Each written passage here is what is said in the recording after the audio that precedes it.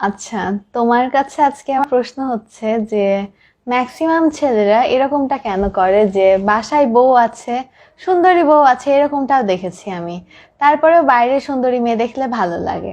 মানে বউকে বলে, বউয়ের সাথেও এটা শেয়ার করে যে ওই মেয়েটার মতো হবা, ওই মেয়েটার মতো সাজবা, ওই মেয়েটার মতো দেখতে লাগতে হবে তোমাকে।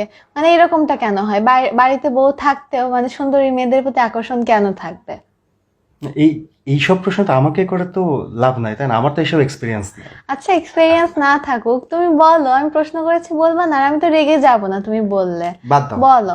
আরে বলো বলো, সমস্যা নেই। আচ্ছা দেখো, মানে অনেক সময় এমন হয় না যে মনে করো বাসায় প্রতিদিন বিরিয়ানি মাংস রান্না হচ্ছে, ভালো ভালো খাবার রান্না হচ্ছে, কিন্তু তারপর হয় কি প্রতিদিন একই বিরিয়ানি মাংস খেতে খেতে একটা সময় হয় কি মনে হয় যে ইস, আজকে যদি বাইরে হোটেলে একটু ডাল ভাত খেতে পারতাম। মানে একঘেয়েমি কাটানোর জন্য একটু টেস্ট মাঝে মাঝে চেঞ্জ করতে হয় না, এই কারণেই মনে হয়। একঘেয়ে না?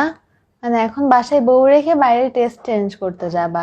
সুন্দরী মেয়েদের প্রতি এত আকর্ষণ তোমার, আর তোমার নাকি এক্সপেরিয়েন্স নাই?